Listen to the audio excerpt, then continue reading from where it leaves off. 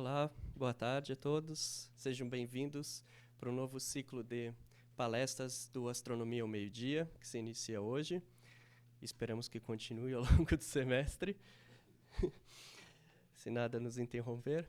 E é muito bom ver tantos rostos novos e os rostos já conhecidos que permanecem vindo. Isso significa que o trabalho está sendo bom e as pessoas mantêm interesse nas palestras. Para quem não conhece ainda, a gente passa uma lista de assinatura, então se vocês têm interesse em receber e-mails, os e-mails indicando o horário da apresentação, quem é o palestrante, com um resumo, coloque seu e-mail aqui, a gente adiciona você na lista e você recebe sempre um e-mail informando a data da apresentação, que sempre são nas quintas, sempre ao meio-dia. Mas assim você tem acesso também à informação do resumo da apresentação. E hoje, iniciando o ciclo de atividades, a gente traz um nome que é muito importante para a astronomia ao meio-dia, o Vinícius Placo. O Vinícius Placo foi um dos mentores da astronomia ao meio-dia há 9 anos atrás. Então, esse projeto se iniciou há 9 anos atrás, graças à ideia do projeto dele e de um outro colaborador. E, posteriormente, foi sendo compartilhado com outras pessoas. As outras pessoas foram ajudando no processo de obter novos palestrantes e manter as atividades. Mas é muito legal ter hoje, né, na primeira apresentação do semestre, alguém que é tão importante para o que a gente está vivenciando nos últimos anos da astronomia ao meio-dia e continua tendo oportunidade de vivenciar aqui. Que é uma atividade de divulgação científica, tanto que é importante para os alunos, para os anos iniciais da graduação, é importante para o público externo e para nós mesmos que estamos fazendo mestrado, doutorado ou pós-doutorado. É muito interessante vir aqui e ver como é possível comunicar, né, comunicar a ciência de uma forma acessível para as pessoas. Que para nós mesmos, quando a gente nos pergunta como a gente pode explicar isso para alguém, com poucas palavras e de uma forma acessível. Então é sempre muito bom vir aqui e ver isso através de outros colegas. Então eu vou passar... agora eu vou apresentar o restante do currículo do Vinícius, que é muito extenso, mas eu vou resumir. O Vinícius fez a graduação em Física aqui na USP, fez o mestrado aqui, fez o doutorado. A mamãe dele está ali atrás, Corujona, tá? A mamãe científica dele. E posterior ele fez o primeiro pós-doutorado aqui na USP. Posterior ele fez 2 pós-doutorados no exterior. Hoje em dia ele é professor assistente na Universidade de Notre Dame, nos Estados Unidos, no estado de Indiana. Ele está aqui passando 2 semanas trabalhando com a gente e colaborando com a gente. Agora eu vou dar a palavra para ele, iniciar a sua apresentação. Obrigado. Vocês conseguem me ouvir? Tá ligado? Vocês conseguem me ouvir lá no fundo? Sim? Bom, muito obrigado, Hélio, pela introdução, né? Eu fico realmente muito contente de ter a oportunidade de vir aqui depois de tantos anos. Quer dizer, passei boa parte da minha vida aqui na USP desde 2001 até 2013. Então é muito carinho assim que eu venho falar para vocês um pouquinho da nossa pesquisa, e sempre bom eu vejo alguns rostos familiares e um monte de rostos novos, então é legal. E eu fico feliz que vocês continuam levando a bandeira desse Astronomia ao Meio-Dia para frente. No começo era meio difícil, porque meio-dia as pessoas queriam ir ao bandejão, né? E a gente recebia muita reclamação porque eu queria almoçar também. Mas era muito fácil ao meio-dia, então é muito fácil saber o horário, né? E no fim acabou dando certo. E os professores aqui sempre foram muito prestativos, né? No sentido de voluntariar para dar os seminários. E eu já dei vários seminários como aluno também. E hoje eu trouxe algumas coisas que eu tenho apresentado ultimamente lá na universidade onde eu trabalho, para público em geral, para alunos de graduação, pós-graduação, até para colegial e crianças. Eu gosto muito dessa apresentação porque, e nesse sentido eu gosto de fazer as coisas bem interativas. Então, se vocês tiverem perguntas, vocês por favor me interrompam, levanta a mão, dá um grito, qualquer coisa do tipo. Eu gosto de fazer um monte de pergunta, né? Então, se alguém quiser responder uma das perguntas, por favor, sinta-se à vontade. Não existem respostas erradas, né? O objetivo aqui é a gente aprender um pouco sobre o universo, não com muitos detalhes, mas aprender um pouco da parte geral. E o meu objetivo é que vocês saiam daqui com um pouquinho mais de informação do que quando vocês vieram, né? Então, esse seria o meu objetivo. Então, o título é um pouco sugestivo, né? Uma provocação de Agulhas no Palheiro, né? Falando sobre a evolução química e a idade do universo contados por duas estrelas. Né? É uma premissa assim, muito forte, né? E o que eu queria fazer no primeiro pedaço dessa apresentação é tentar convencer vocês de quão insignificante a gente é quando a gente se compara com o universo inteiro. Né? E aí, na segunda parte da apresentação, eu vou tentar desconvencer vocês de que mesmo sendo tão ínfimos em tamanho e importância para o universo inteiro, a gente consegue, só para olhando duas estrelas no céu, a gente consegue tirar conclusões sobre quase tudo que acontece no universo. Né? Então, essa é a premissa básica. Eu gosto muito dessa charge aqui, que o Calvin... Deixa eu ver se eu vou me dar bem com o pointer aqui. Sim. É uma charge do Calvin que ele diz... Ele olha para o céu, grita, eu sou significante. Né? Aí ele para um pouquinho, não obtém nenhuma resposta, e ele diz, gritou o grão de poeira. Né? Então, no fim, como o Carl Sagan já disse muito bem, se você quer... Opa, deixa eu... O que é isso? Apareceu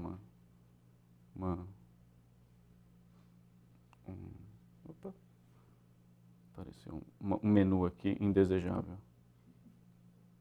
Pronto. Então, se você quer fazer uma torta de maçã desde o início, primeiro você precisa criar o universo. Então, isso é o que ele dizia pra gente. Então, na verdade, tudo que está no universo veio de algum lugar. Então, se a gente quiser produzir alguma coisa dentro do universo, seu pressuposto é de que existe um universo no qual você pode criar coisas. Né? E aí, o que ele faz, o que eu gosto muito, é que ele tenta dizer pra gente quão grande o universo é. E, na verdade, se você começa a ir para o passado, na história do universo, tudo que a gente vê hoje estava simplesmente condensado num ponto só, né? Se você olhar a teoria do Big Bang e coisas assim. Então, tudo que a gente vê hoje aqui, se a gente pegasse todos nós, o prédio, a USP, tudo, e colocasse num grande liquidificador e quebrasse tudo em partículas muito pequenininhas, tudo que a gente tem, tudo veio do Big Bang e de estrelas. Né? Então, agora, para a gente ir de nada para uma complexidade tão grande das coisas que a gente tem hoje, é um caminho muito grande a se percorrer. Né? O universo tem 13 bilhões de anos. E eu gostaria de começar com não uma provocação, mas eu gostaria que vocês dessem uma olhada nesse gráfico, que eu acho muito interessante. É o que acontece na internet em 1 minuto. Né? Então aqui tem várias redes sociais e coisas que vocês provavelmente usam. E eu só queria que vocês dessem uma pequena olhada assim, em algum aplicativo que você use e pensa nesse número.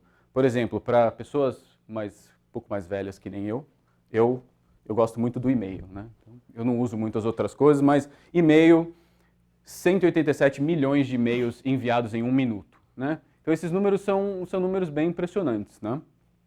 O Google tem 3,7 milhões de buscas por minuto. Não sei qual é o maior deles, tem 18 milhões de mensagens, 38 milhões de mensagens no WhatsApp. Então tem várias coisas que acontecem em 1 minuto. E às vezes a gente pensa que esses números são grandes, mas eu queria dar uma perspectiva para vocês e fazer a minha primeira pergunta, que é: como é que vocês acham que esses números aqui se comparam com o número de estrelas que existem no universo? Né? A primeira pergunta é: quantos e-mails vocês acham que foram mandados em 2019? Alguém tem alguma ideia? Ordem de grandeza. E não precisa estar certo. Bilhões, trilhões, uns 10 a 15, tá? Que seriam 4 trilhões, certo? 9, 10, né? Alguém tem alguma outra sugestão? 10 a 12, então casa de trilhões de e-mails, ok, em 1 ano. Né? Então a resposta baseada numa pesquisa que eu fiz no Google, temos aqui 7 vezes 10 a 13 e-mails, que é esse número grandão aí. Né? Isso seria mais ou menos 10 mil e-mails para cada pessoa na Terra, em 1 ano. Né? E a pergunta que eu faço para vocês é a seguinte: vocês acham que esse número, quando comparado com o número de estrelas no universo observável, é pequeno, é grande, é mais ou menos a mesma coisa? O que vocês acham? Se a gente olhar para esse número e comparar esse número com o número de estrelas no universo observável. E eu digo observável porque simplesmente a velocidade da luz viaja com uma velocidade finita, então a gente vê até um certo ponto. Né? Vocês acham que é muito maior, muito menor, mais ou menos a mesma coisa? Você acha que o número de estrelas é maior? bem maior. Alguém acha que é mais ou menos a mesma coisa ou menor? Não? Ok. Então, quer dizer, Opa! O que aconteceu? É o vírus. Puxa vida. Voltou, né? Mas deixa eu ver se não é nada aqui com o computador. Talvez seja o vírus. Veja, esse é o número, então, de estrelas no universo observável. E fazendo aquela continha besta, aqui, na verdade, desculpa, eu esqueci de traduzir. São 10.000 estrelas para cada grão de areia na Terra. Né? Que é um número muito impressionante, assim, até para a gente que trabalha com isso constantemente. E lembre-se que o título da apresentação é: eu vou olhar para 2 dessas estrelas aqui, só 2, e vou dizer para vocês que eu consigo obter vínculos à evolução química e à idade do universo só olhando para 2. Né? É um trabalho aparentemente difícil, né? E eu gostaria que vocês acreditassem que é verdade, porque senão eu estaria desempregado já. Né? Então, esse é o número de estrelas que existe, comparado com o... Bom, acho que agora está funcionando direitinho. Seguindo.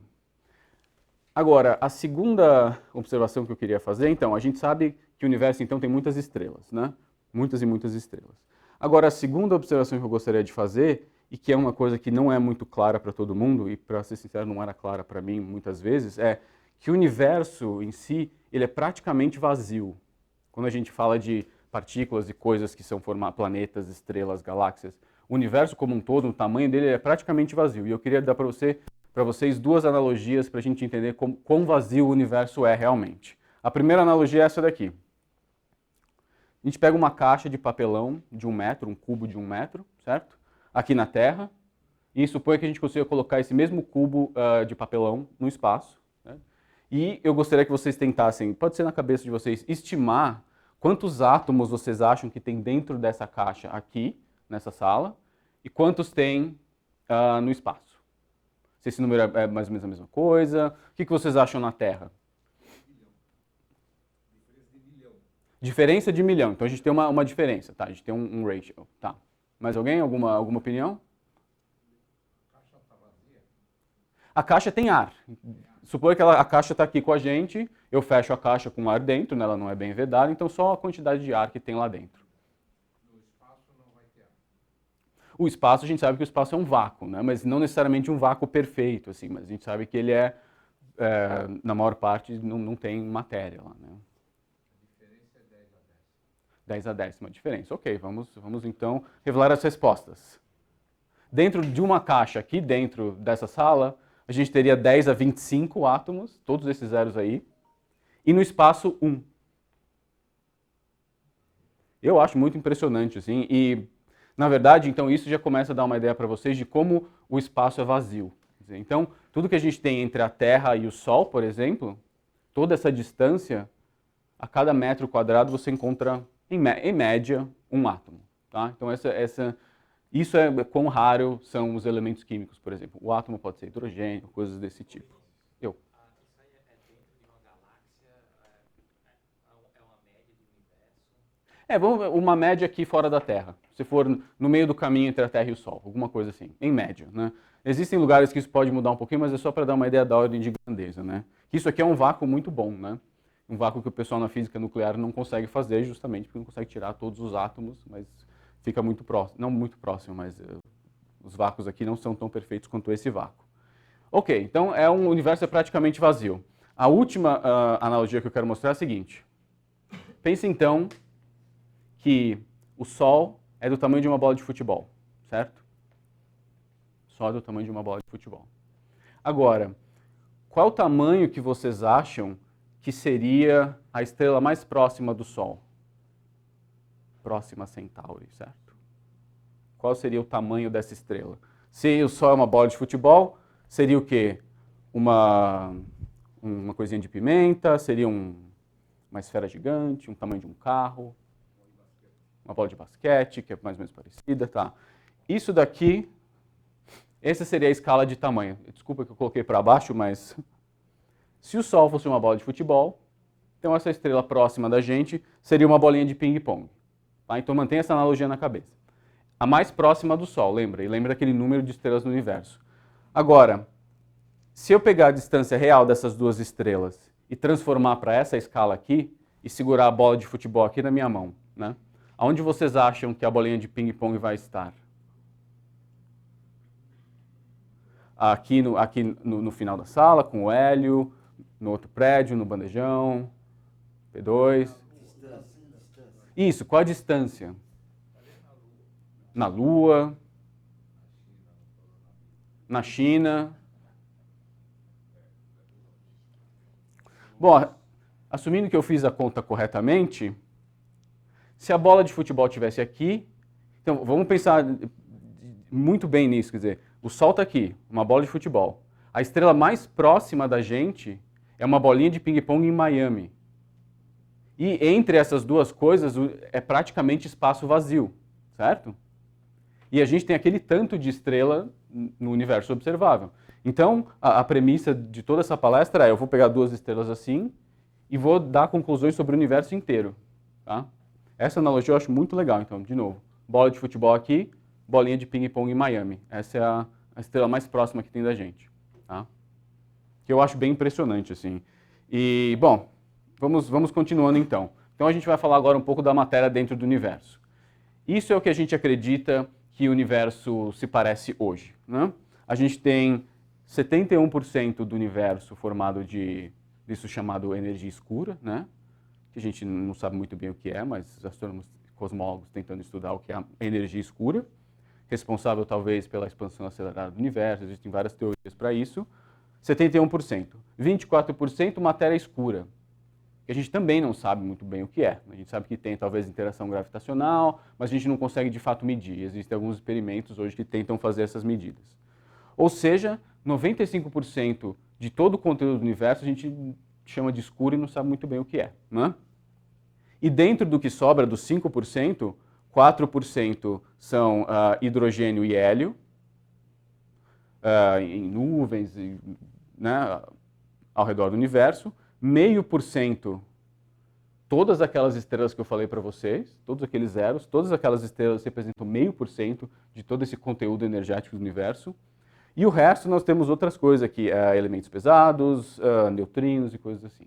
Então, de novo, o que eu vou falar para vocês agora, que tem a ver com duas estrelas que são 0,5% de todo o conteúdo que a gente conhece do universo, tá? Dentro daquele número enorme de estrelas. Agora, se a gente vai um pouquinho mais perto e olha para o Sol, 71% do Sol é hidrogênio, 27% hélio, depois oxigênio e carbono, né, que faz sentido, porque a gente é 75% água, né? E elementos mais pesados, alguns que vocês conhecem, neônio, magnésio, silício e nitrogênio, formam essa outra camada, e todos os outros elementos, todos, no Sol, 0,2%. Tá? Ferro, elementos pesados que você conhece, todos aqueles da tabela periódica, tudo isso 0,2. Quer dizer, então a nossa fração está ficando cada vez menor, né? É isso que eu gostaria que vocês entendessem. A Terra. A maior parte desse lado aqui a gente tem a atmosfera, né? A maior parte nitrogênio, oxigênio e outras coisas ali. E na crosta a gente tem bastante oxigênio, contando a Terra aqui dentro da atmosfera, silício, alumínio e outros metais pesados.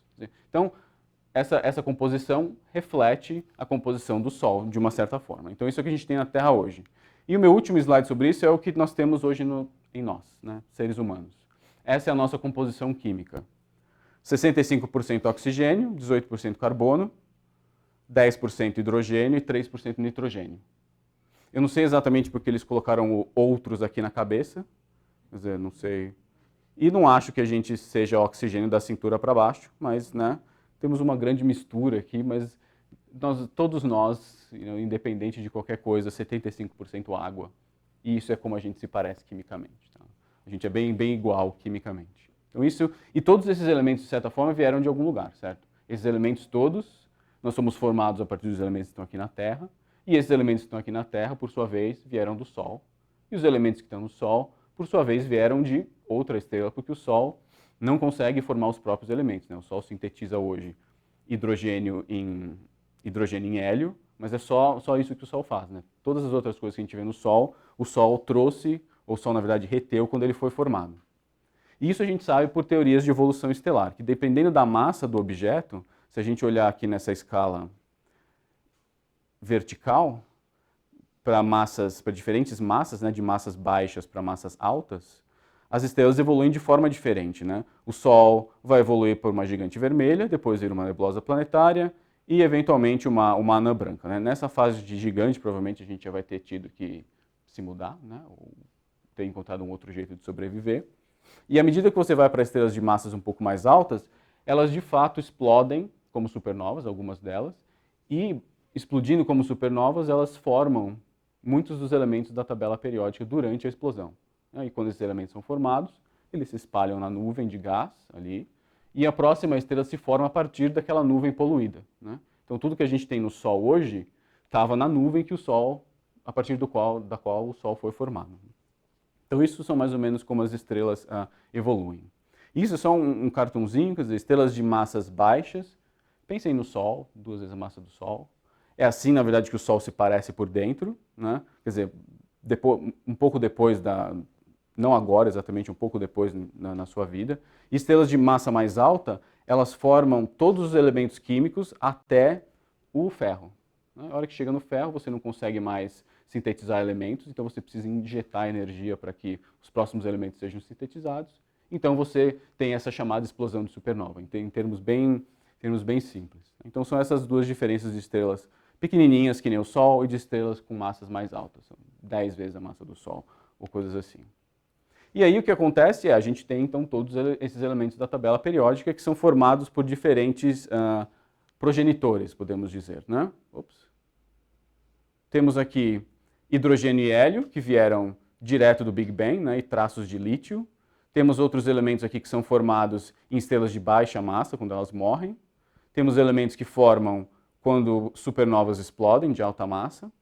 E desde 2017, a gente acredita que a maioria dos elementos mais pesados, eles foram de fato formados por essa história, esse Neutron-Star Merger, são a fusão de estrelas de nêutrons, né? Em 2017 teve aquele grande descoberta na astronomia das ondas gravitacionais, e a gente imagina que uma das formas da gente formar todos esses elementos pesados para baixo assim da primeira linha aqui, todos esses elementos seriam através de estrelas de nêutrons se fundindo e formando uma hipernova. Provavelmente vocês ouviram esse termo nas notícias, né?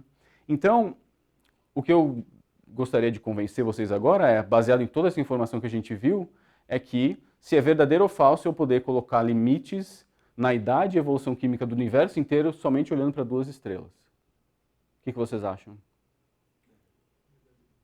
Verdadeiro ou falso? Difícil, sim. Difícil, mas verdadeiro, difícil ou falso? Né? As coisas são muito difíceis, mas não necessariamente são falsas, né?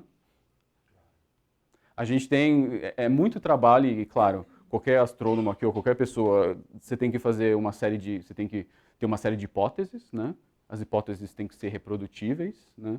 E você acredita nas suas próprias hipóteses e publica os seus resultados, né? Mas hipóteses mudam, né? Teorias mudam, e você tem que estar sempre disposto a falar, bom, talvez eu não estivesse tão correto assim, e você muda suas hipóteses e faz o trabalho. Mas nesse caso, a resposta é verdadeira, sim. Né? E os argumentos são simples, e espero que vocês concordem comigo, mas a gente consegue, sim, dizer coisas sobre a idade do universo inteiro olhando só para uma estrela. Né? E talvez isso fique um pouquinho mais claro depois. E na parte de evolução química, é a mesma coisa. Tá? Veja, se a gente assumir, né, que o universo começou com hidrogênio, hélio e um pouquinho de lítio, né? As primeiras estrelas do universo, em algum momento, elas foram formadas, certo? E a gente acredita, hoje em dia, que essas primeiras estrelas que se formaram, elas eram muito grandes, né? 10 a 100 vezes a massa do Sol. Então, como elas tinham uma massa muito grande, logo elas explodiram como supernovas, e quando explodiram como supernovas, elas formaram muitos elementos químicos e simplesmente, durante a explosão, elas jogaram esses elementos químicos, espalharam pelo universo.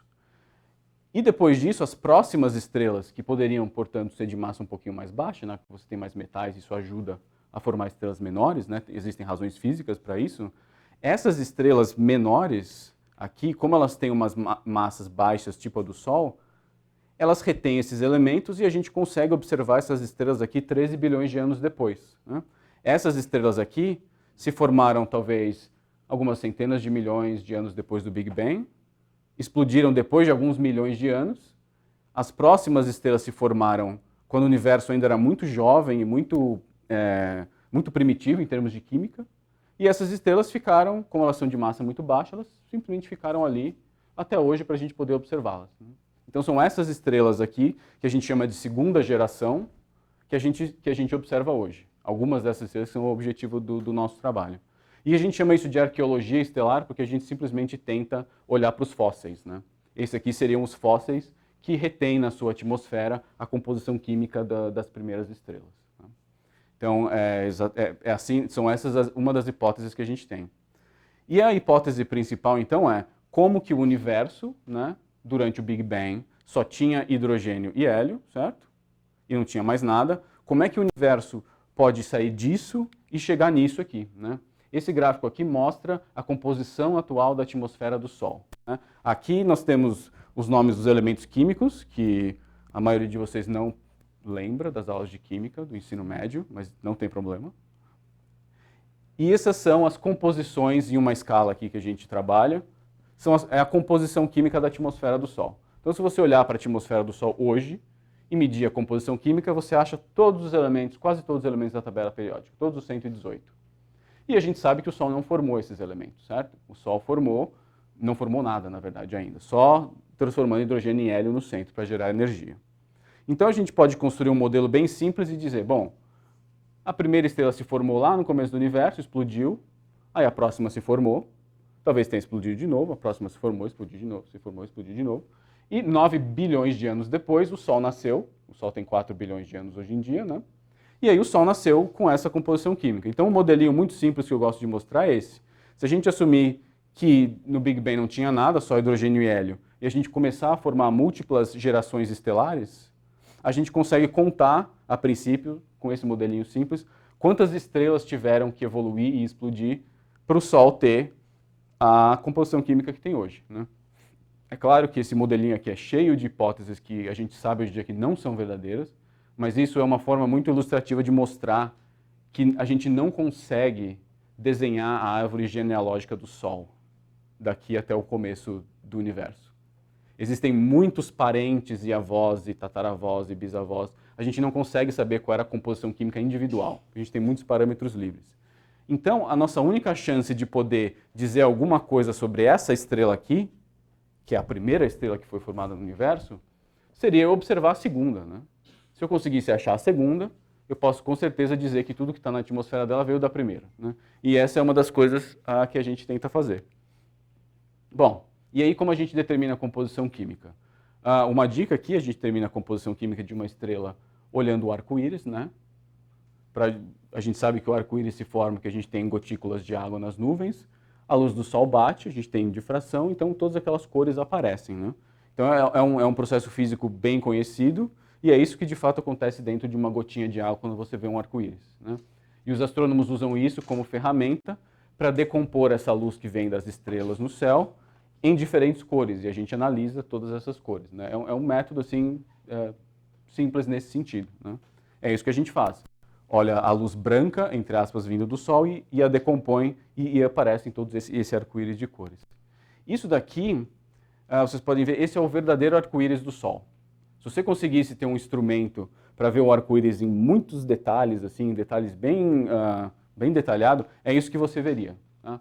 Alguma coisa é interessante para vocês nessa figura? Ou vocês veem alguma coisa que salta aos olhos? Nada? Uhum. A gente tem o arco-íris que a gente conhece, certo? Indo do vermelho para o azul, violeta e tudo mais, e tem esse monte de coisinhas, né, de coisinhas escuras, né, esses pontinhos. Esses pontinhos, na verdade, esses tracinhos, eles são a impressão digital dos elementos químicos que estão na atmosfera do Sol. Tá?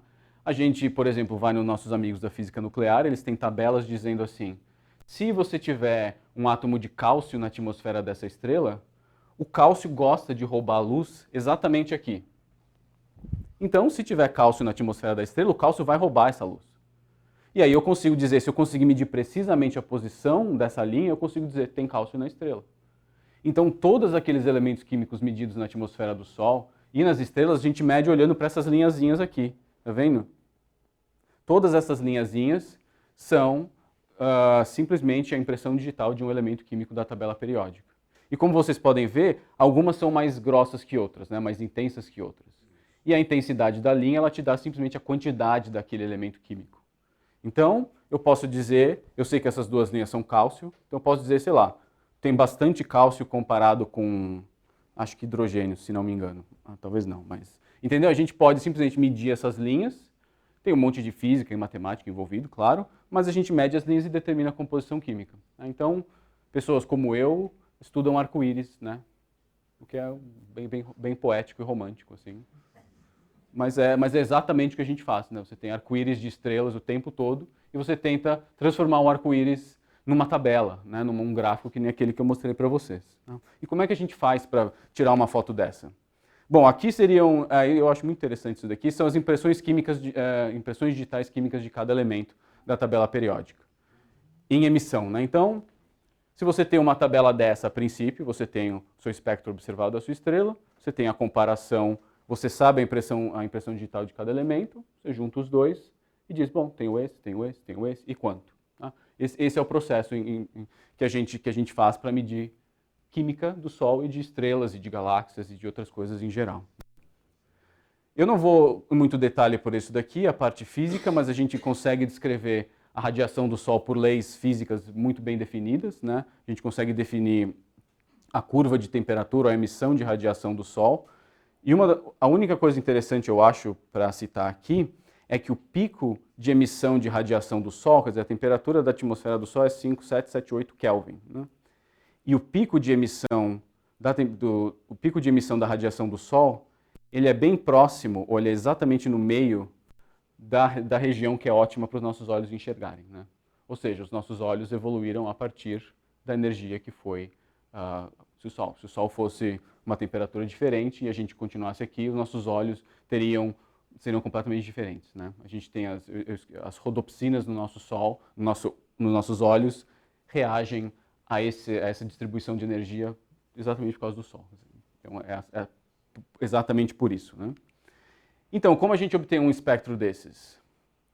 Bom, a gente precisa de um telescópio grande, né? Precisa de instrumentos e computadores, né? Porque ninguém quer ficar medindo na mão todas aquelas linhazinhas, né? Esse aqui é um exemplo de um telescópio, né? Esse é o telescópio Gemini, que fica no topo de um vulcão no Havaí, né? Vocês podem ver que ele fica acima das nuvens, né? E vocês podem ver a comparação com uma caminhonete aqui bem grande, que é o tamanho do telescópio, né? E o céu aqui é um céu lindo 355 dias por ano, porque as nuvens sempre ficam abaixo, né? São 4.200 metros de altitude, alguma coisa assim, se não me engano, né?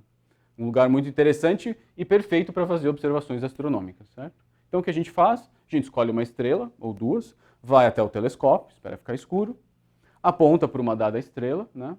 A gente pode conversar depois sobre como a gente seleciona, mas aponta para a estrela, o que acontece é, aquela luz da estrela vem do infinito, a princípio, né, a gente pode assumir que vem do infinito, porque ela está muito distante, ela bate aqui nesse chamado espelho primário, esse espelho aqui tem 8 metros de diâmetro, enorme, né? Um espelhão, assim. Então, bate aqui, é um espelho um pouquinho côncavo, né? Ela reflete num espelho aqui secundário, tem um espelho menor aqui, acho que é de 1 metro e pouco.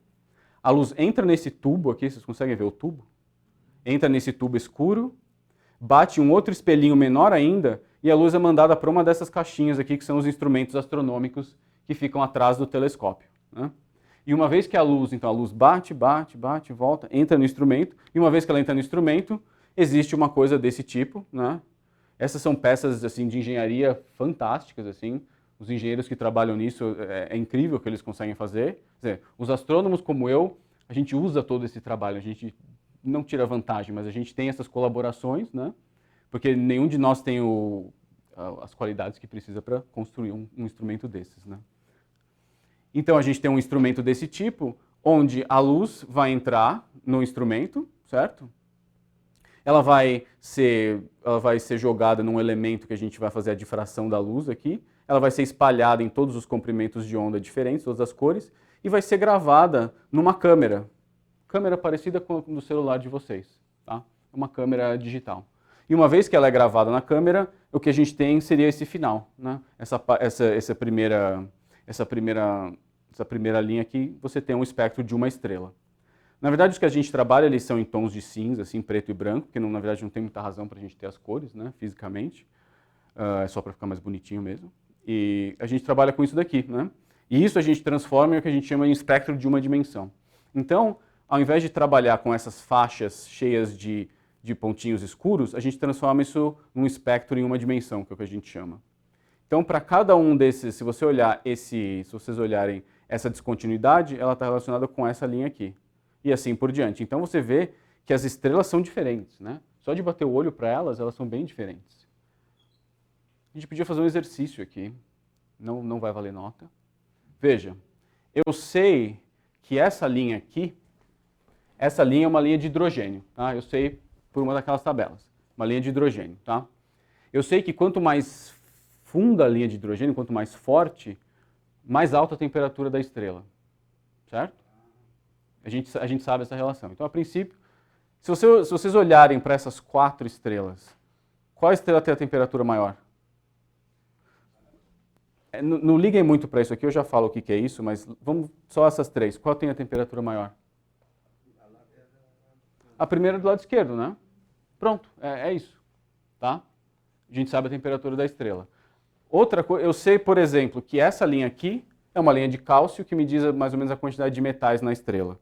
Então, se eu olhar para essa linha de cálcio e essa linha de cálcio, quem tem menos cálcio? Essa daqui, né? Assumindo que elas têm temperaturas semelhantes, essa tem menos cálcio. Então, a gente faz essa brincadeira com todas essas linhazinhas dentro desse espectro e usando física e matemática, a gente determina o número, quantos átomos de cálcio, a abundância de cálcio e dos outros elementos químicos. Mas as estrelas não estão na mesma distância. Não, mas a gente consegue compensar por todas essas coisas, né? Se as estrelas estão mais distantes e são mais fraquinhas, por exemplo, a gente consegue observá-las por mais tempo. Então a gente consegue coletar. Mais fraquinha pode ser maior do que a estrela que está maior. A princípio sim, mas a gente tem outros jeitos de saber exatamente o tamanho médio da estrela e em que estágio evolutivo ela está, né? A gente tem. Porque se você pensar bem, quer dizer, tem um efeito de distância, mas imagina que a gente tem 2 lâmpadas exatamente iguais na mão, né? Eu seguro uma lâmpada aqui e eu dou uma lâmpada para o Yuri, lá na última fileira. É a mesma lâmpada, 100 watts. Essa lâmpada aqui é muito mais brilhante para mim do que para ele. Então existe um efeito de distância e a gente consegue, né, com alguns métodos, a gente consegue determinar as distâncias também e a diferença de luminosidade, né? Existe uma luminosidade intrínseca, que seria quantos watts a sua lâmpada tem, e a luminosidade aparente, que é que você enxerga, né? Tá? E então a gente consegue fazer isso. Então, a partir de coisas desse jeito, a gente determina abundâncias químicas, tá? A última coisa que eu vou mostrar, talvez eu vá um pouquinho além do tempo, tudo bem? Tá. Essa região aqui é uma região, uma molécula de carbono. Então, quando você vê essa região forte aqui, significa que essa estrela tem carbono, tá? Então, se você olhar para essas 3 estrelas de novo, qual delas tem mais carbono? Essa aqui tem uma banda gigantesca, né, de carbono, essa do lado de baixo, certo? E a gente descobre, assim, estrelas enriquecidas em carbono, por exemplo, e pobres em metais, olhando para essas linhas. Tá? Então é esse tipo de jogo que a gente joga o tempo todo para saber as abundâncias químicas. E isso, então, na verdade, é uma conquista coletiva de astrônomos, físicos nucleares, engenheiros, e é uma grande colaboração, né? E para eu poder transformar as intensidades dessa linha num número de fato, para saber a abundância de um elemento químico em uma dada estrela, eu preciso de muito mais do que só o meu espectro observado. Eu preciso desse espectro observado, que seria a primeira coisa. Eu preciso de um modelo da atmosfera da estrela, né? Eu preciso saber como é que a temperatura varia de acordo com as camadas dessa atmosfera, né? E a gente sabe isso também pela teoria. Eu preciso de uma lista de linhas atômicas, porque eu preciso saber qual linha está em qual posição, certo? Isso a gente precisa saber. E com todos esses ingredientes combinados, eu tiro um número, uma abundância, certo? Isso daqui esse daqui é outro exemplo de um telescópio. Então, aqui são mainframes de computador, porque a gente precisa de muito poder computacional para rodar certos modelos. E aqui é um laboratório de física nuclear, né? A gente tem um aqui na física, no Peletron, tem o LINAC, tem vários aceleradores. E as pessoas jogam partículas umas nas outras e medem os espalhamentos, medem as energias. E outros laboratórios provêm essas listas de linhas atômicas para a gente. Então isso simplesmente é uma colaboração muito grande entre pessoas com diferentes habilidades, né? Agora, mostrando uma coisa um pouquinho mais detalhada, todos esses painéis eles mostram, as bolinhas pretas são espectros observados de algumas estrelas diferentes. Deixa eu ver. 2 estrelas diferentes a gente tem aqui. Certo? Então, os pontinhos pretos são as coisas que a gente observa com o telescópio, tá? E todas as outras linhas, elas são realizações matemáticas do que eu acho que uma estrela se pareceria se ela tivesse uma dada temperatura e uma dada composição química. Faz sentido? Então eu crio uma estrela no computador, eu digo, se eu tivesse uma estrela com uma determinada temperatura e composição química, ela ia se parecer desse jeito, e eu comparo observação com um modelo teórico. E se eu conseguir que esses dois concordem, né? Bom para mim, né? Não significa que eu tenho a resposta certa, significa que eu tenho uma explicação para esse comportamento, tá? Nesse caso aqui, a gente tem elementos químicos que são meio esquisitos, que talvez vocês não lembrem, o lutécio, hafnio, nióbio, ouro, a gente consegue medir abundâncias de ouro numa estrela. Então, se vocês olharem esse painel aqui à esquerda, deixa eu ver se eu acho o meu mouse aqui, esses pontinhos pretos são uma linha de ouro que a gente vê, então ela é fraquinha, mas a gente consegue medir. Quer dizer, essa linha preta aqui me diz o número aqui, o log do número de átomos de ouro nessa estrela, e a gente consegue medir todas as coisas. A gente consegue medir chumbo, aqui a gente mede carbono, elas têm muito carbono e nitrogênio. Então é assim que a gente faz, né? A gente mede centenas dessas linhas e faz contas, faz uma média e publica essa abundância dessas estrelas, tá? Bom, eu vou passar rapidamente sobre alguns slides da composição química e depois eu vou falar da idade do universo. O que a gente faz então, depois que a gente teve todo aquele trabalho, a gente tem as abundâncias da estrela, tá vendo? Carbono, nitrogênio, sódio, magnésio e tudo mais. E a gente tem um modelo para tentar explicar essa estrela. E a gente vê que o modelo não está muito bom, né? Tem aqui discrepâncias muito grandes. Pode ser um problema com o modelo ou um problema com a observação. Isso a gente discute com nossos amigos que fazem os modelos. E um dos jeitos de tentar mitigar esse tipo de problema é a gente pega milhares de modelos e tenta comparar com a estrela e ver o que acontece. Então o que acontece, a resolução não é muito boa, mas todas essas linhas que estão sendo colocadas aqui são diferentes modelos que eu comparo para minhas observações. Então, nesse caso, eu tenho 17 mil modelos e comparo cada modelo com uma observação. E eu vejo qual dos modelos ou qual das massas desses modelos são mais interessantes para descrever a minha estrela, tá? E o que eu tenho no fim, na verdade, eu tenho um modelo que se comporta um pouquinho melhor, quer dizer, a gente ainda tem problemas, certo, em alguns elementos, mas eu tenho probabilidades de certos modelos, por exemplo, com certas massas das estrelas, de poderem explicar a composição química da minha estrela. Então, desse jeito, eu consigo vincular ou consigo dizer coisas sobre a evolução química do universo inteiro, certo? Porque se... Alô? Bom. Eu preciso ter uma estrela que tem uma certa composição química para que eu tenha a próxima estrela que nasceu a partir daquela nuvem, certo? Então, é a história do ovo procurando do ovo e da galinha. Então, a gente consegue, por exemplo, ter vínculos para a composição, para a evolução química do universo todo. Agora, na parte da idade, que é os últimos slides que eu tenho para vocês, vou lembrar um pouquinho de decaimento radioativo. Vocês sabem sobre o carbono 14, certo? Que os arqueólogos usam para fazer datação de amostras na Terra, certo? Então eles olham, à medida que um organismo morre, ele gruda, acho que é isso, ele gruda a quantidade de carbono 14 e à medida que o tempo passa, esse carbono 14 vai decaindo e a partir de uma fórmula matemática relativamente simples, a gente consegue saber, depois de X anos, qual é a composição, qual a quantidade de carbono, certo? E a gente sabe, pela física nuclear, que o carbono 14 tem uma meia-vida de 5.700 anos. E o que isso significa? É que depois de passados 5.700 anos, a quantidade inicial de carbono 14 vira metade. Mais 5.700 anos, metade, né?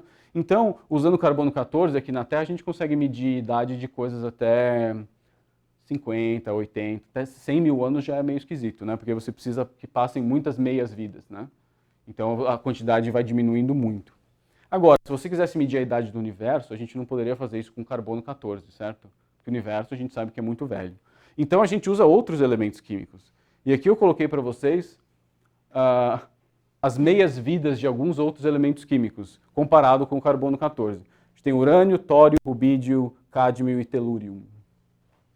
Se você fosse medir a idade do universo usando o decaimento radioativo, qual desses você usaria? Ou um conjunto deles? Mas quer dizer, eu entendo, quer dizer, é uma meia-vida muito grande, né? Então, para o telúrio que eu enxergo hoje na estrela ser dividido pela metade, eu tenho que esperar tudo isso, assim, entendeu? Então, olha, o tório 232 é um bom candidato, né? O universo 13, né? O universo tem 13 bilhões, então 14. E o urânio também é um ótimo candidato. Porque daqui 4 bilhões de anos, divide pela metade. Daqui 4 bilhões de anos, você tem um quarto, mais 4, um oitavo, então a gente já consegue medir. E é exatamente essa a resposta. A gente usa tório e urânio para medir a idade das estrelas, que está exatamente entre a idade do universo que a gente acredita por outros métodos, né? E o que a gente faz, então, a gente mede a abundância de tório e de urânio nas estrelas, né? Que, nesse caso, o tório e o urânio são formados por as estrelas de nêutrons, né? O merger, a fusão de estrelas de nêutrons. Eu vou mostrar o videozinho que tem 10 segundos só, ou 20 segundos, se não me engano. Tudo isso que a gente está vendo aqui acontece num piscar de olhos, assim, com estrelas muito massivas, elas vão começar a rodar uma em função da outra, elas vão merge, né? Elas vão se fundir, vai haver uma explosão, e esses elementos, o tório, o urânio, esses elementos pesados, vão se formar durante essa explosão. Pode ser durante a explosão, pode ser no que a gente chama aftershock. Então é assim que esses elementos são formados. E eles são formados, de novo, jogados no meio interestelar, as estrelas se formam, grudam aqueles elementos e a gente depois mede o arco-íris e determina quanto tem. E é isso que a gente fez para a segunda estrela, que é provavelmente um dos últimos slides que eu vou mostrar para vocês. A gente consegue medir, de novo, os pontinhos são as observações e as linhas são as minhas predições para essas abundâncias.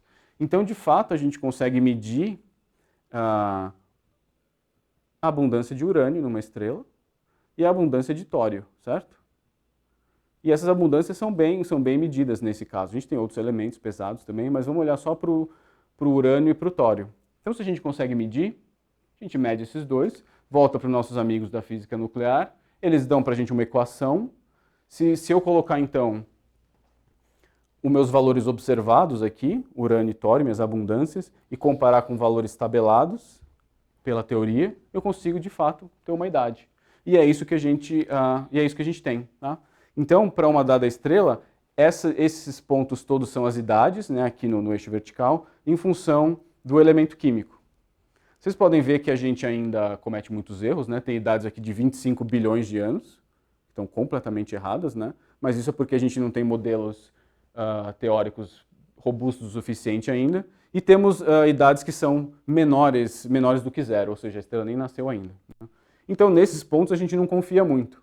Mas quando a gente olha para o tório e para o urânio, vejam aqui, a idade do universo, 13,81 anos, e a idade dessa estrela, medindo o tório e o urânio, a gente tem 13 bilhões de anos, certo? Ou seja, como Carl Sagan disse que se você quiser fazer uma torta de maçã, você precisa do universo, certo? Se você quiser formar uma estrela, você precisa do universo, certo? Então, o universo tem que ser, com certeza, tão velho quanto a estrela mais velha que eu consigo observar, pelo menos, né? Ou seja, se eu digo para vocês que eu encontrei uma estrela que tem 13 bilhões de anos, o universo tem que ter no mínimo 13 bilhões de anos. Então eu consigo dizer sim, eu consigo criar um vínculo. Falar, olha, se você me disser que tem 12, não, a gente precisa então rever a teoria, certo?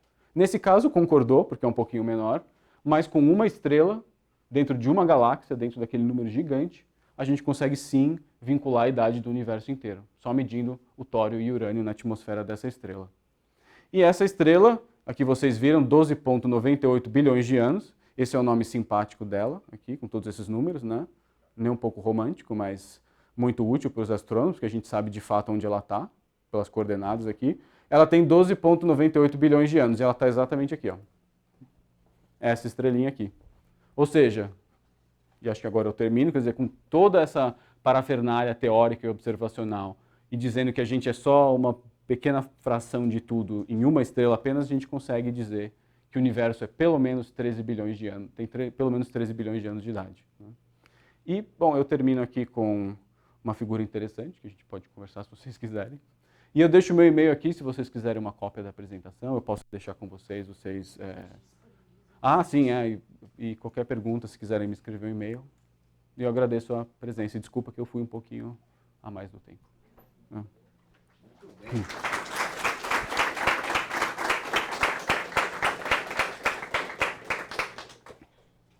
Vamos abrir agora para perguntas. Quem gostaria?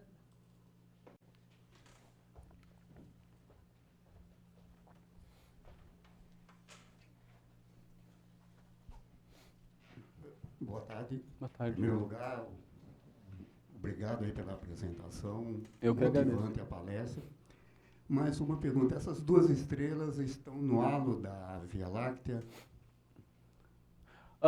Uma delas, essa aqui, a última que eu mostrei, sim. E a segunda, ela está um pouquinho mais perto do disco da galáxia. Mas todas elas estão bem longe, muito longe da gente.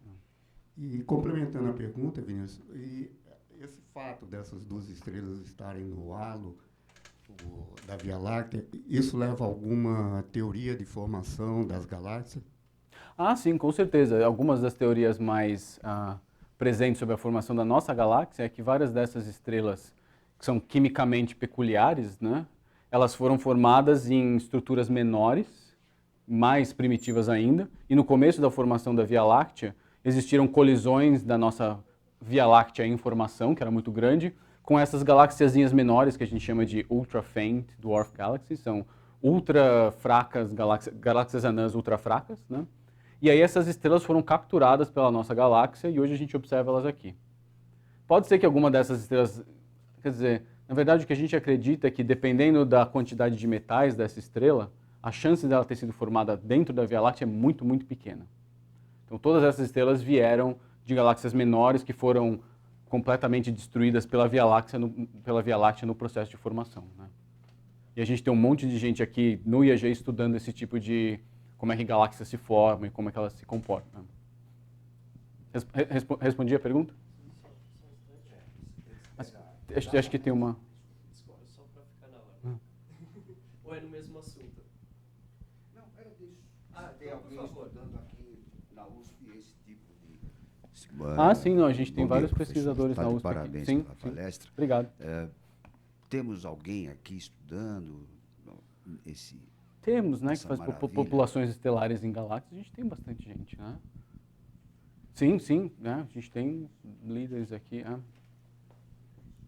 E não só, quer dizer, a Via Láctea é um bom exemplo, porque a gente está dentro dela, né? Então a gente consegue observar estrelas individuais, mas quando você vai para galáxias que estão muito longe, você não consegue observar uma estrela em uma galáxia que está muito longe. O que você faz? Você observa a luz inteira da galáxia, que a gente chama de luz integrada, e a partir dessa luz integrada você consegue fazer um modelo de como você acha que a população total de estrelas daquela galáxia se comporta, né?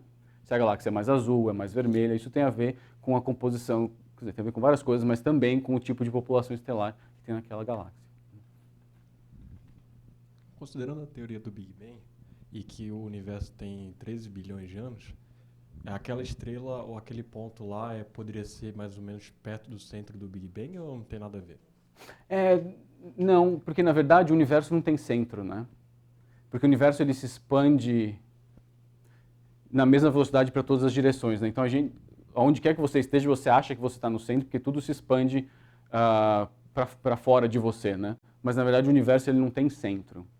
Então quando você observa uma dessas estrelas, ela foi formada 13 bilhões de anos atrás, mas aí essa estrela está se expandindo junto com o universo, as galáxias se formam e como é que fala, se colidem. Então, não necessariamente, né?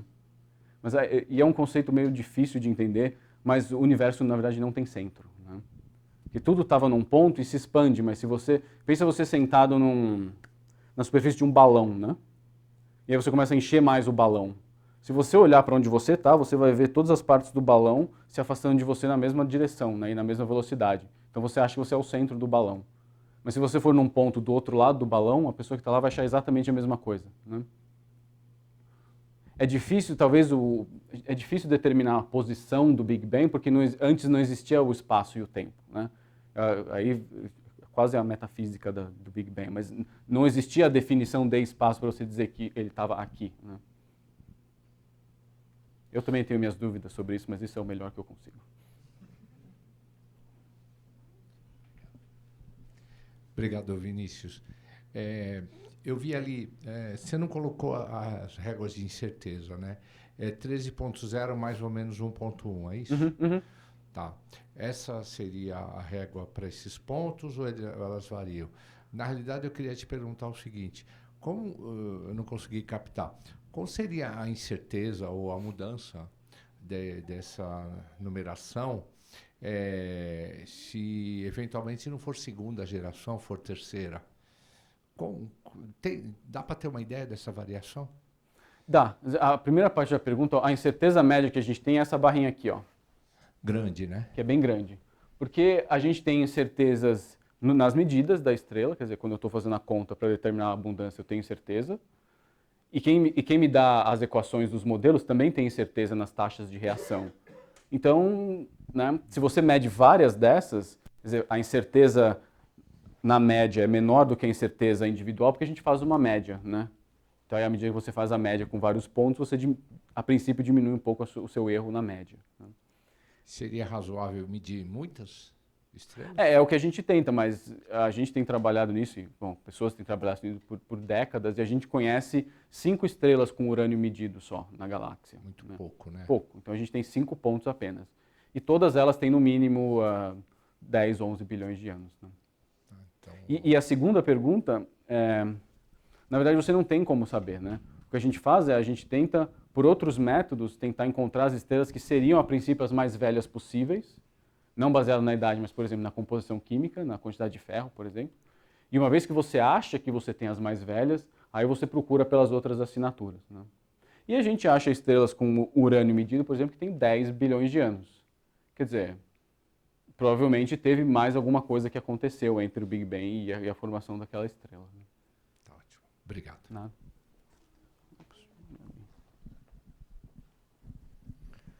Professor, parabéns. Obrigado. 2 perguntas. Primeiro, quando você teve a primeira ideia da idade do universo? Assim, em que época foi isso? Tá? E a segunda pergunta é, pode existir, essas análises aí são feitas a partir de observações. Observações Sim. que vêm de algum corpo.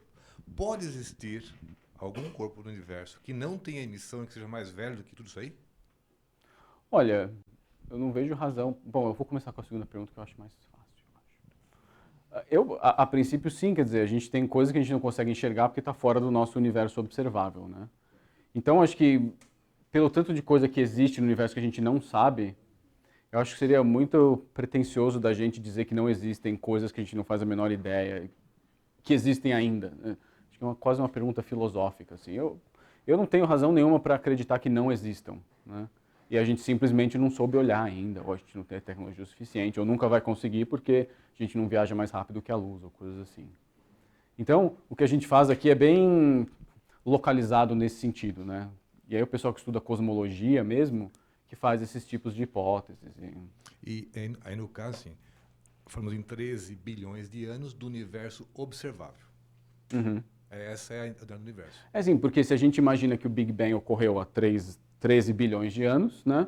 Então, imagina que a luz que foi emitida ali, que não foi, mas a luz começou a se expandir com a velocidade da luz por 13,8 bilhões de anos.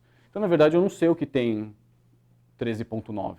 Né? Então, aí existem especulações, aí tem gente que pode falar de teoria de multiversos, que não é muito a minha área, então eu não saberia elaborar muito mais. Mas, então, por isso que eu faço questão de colocar o observável, né? Porque, de novo, é uma das hipóteses que a gente tem. Né? E quando foi feita a primeira indicação aqui na Terra, assim, olha que o universo tem 13 bilhões de anos. Quando foi feito isso? Eu pergunto para os astrônomos de plantão, não foi o Hubble, quando a primeira vez a lei de Hubble, que o Hubble mediu a velocidade de expansão, né, de galáxias e determinou uma lei de redshift? Acho isso, posso estar completamente errado. Mas ele mediu a velocidade em função da distância, assim, o diagrama de Hubble, e dizia que as galáxias, à medida que elas estão mais longe, elas vão ficando mais rápidas, né? E se você... Então ele fazia a conta para frente, né? Se você fizer a matemática para trás, isso quer dizer que no fim todo mundo estava no mesmo ponto um tempo antes, né? Então é mais ou menos isso. É muito recente, então. Mas talvez no começo, 1920, alguma coisa assim. Recente, então. Sim. Mas posso estar completamente errado, então eu checaria. Obrigado.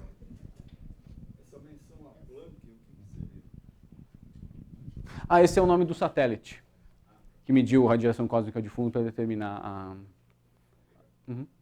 Essa determinação do Big Bang, da idade, não foi com aquele astrônomo holandês, o Maarten Schmidt, quando ele verificou os quasares?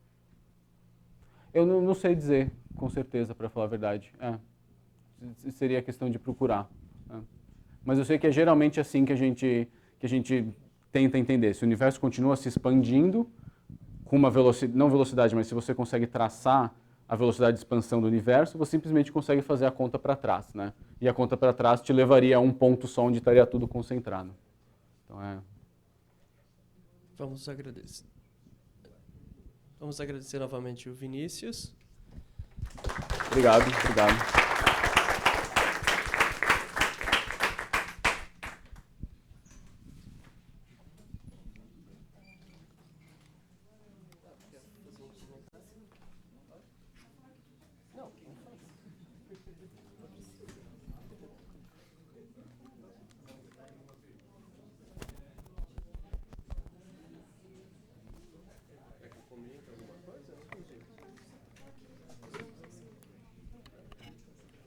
Esqueci de avisar que nos vemos na semana que vem.